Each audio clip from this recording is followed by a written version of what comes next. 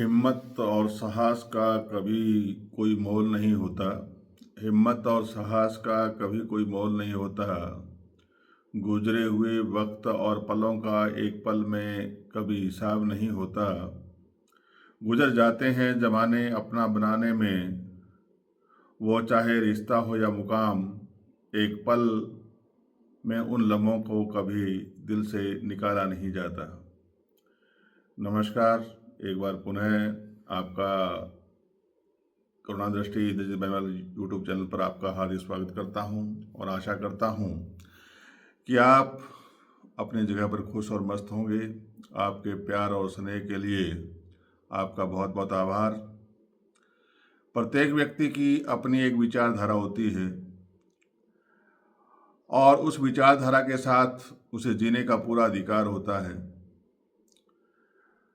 और इसी अधिकार को लेकर के आज एक बहुत बड़ी समस्या भी उत्पन्न हो रही है कि प्रत्येक व्यक्ति अपनी विचारधारा दूसरे व्यक्ति पर थोपना चाहता है और दूसरे व्यक्ति को अपनी विचारधारा के अनुसार चलाना चाहता है, यानी प्रभाव और प्रभावशीलता के माध्यम से वो अपने आप को ज़्यादा कुछ सिद्ध करना चाहता है।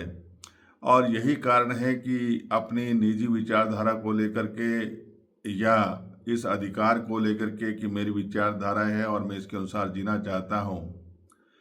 ठीक है कि प्रत्येक व्यक्ति को उसके अभिव्यक्ति का उसको अधिकार है, उसको अपने हिसाब से जीने का अधिकार है, इसमें कोई दो राय नहीं है। लेकिन हमें ये कभी नहीं भूलना चाहिए कि हम एक समाज के अंग भी हैं और उस समाज में अन्य लोग भी रहते हैं। तो जिस विचारधारा जो कि सामाजिक हित में नहीं है, उस विचारधारा के साथ अगर आप जीने का प्रयास करोगे तो उसका जो प्रभाव है वो समाज के ऊपर भी पड़ेगा। तो समाज जिस बात से प्रभावित होता है वो विचारधारा आगे नहीं चल पाती है। और यही कारण है कि व्यक्ति वहीं तक स्वतंत्र है जहां से दूसरे व्यक्ति की नाक की नोक शुरू होती है, अर्थात दूसरे व्यक्ति के का अधिकार क्षेत्र शुरू होता है। क्योंकि जितना आपको अपनी विचारधारा के साथ जीने का अधिकार है उतना ही सामने वाले व्यक्ति को भी है। लेकिन जब दोनों विचारधाराएं आपस में टकराती हैं तो हमें निर्णय ये करना होता है कि कौन सी विचारधारा जो है वो हमें समाज हित में लगती है। और जिस दिन आप इस तरह से अपनी विचारधारा को प्रस्तुत करना प्रारंभ करोगे तो निश्चित रूप से मैं ये कह सकता हूँ कि समाज के अंदर एक अच्छा संदेश जाएगा और उस संदेश के माध्यम से आने वाली जो पीढ़ी है, आने वाले जो युवा वर्ग है, वो अवश्य ही इस विचारधारा को अपनाएंगे और उस विचारधारा को आगे बढ़ाएंगे। समय और परिस्थितियों की अपनी अपनी मांग होती है। पुरानी विचारधाराओं में भी बदलाव की जरूरत है। वर्तमान समय की क्या मांग है उसके अनुसार अगर हम अपने विचार व्यक्त करते हैं तो निश्चित रूप से हम आगे बढ़ने का प्रयास कर रहे हैं। अगर हम परंपरागत और दकियानुसी और जिनकी आज कोई भी जरूरत नहीं है उन परंपराओं को जिंदा रखने का प्रयास करेंगे तो निश्चित रूप से समाज के अंदर ठहराव आएगा और वो आगे बढ़ नहीं पाएगा। तो हमें ऐसी विचारधाराओं को एक किनारे कर हमें नई विचारधारा के साथ, नए आयामों के साथ हमें आगे बढ़ना चाहिए।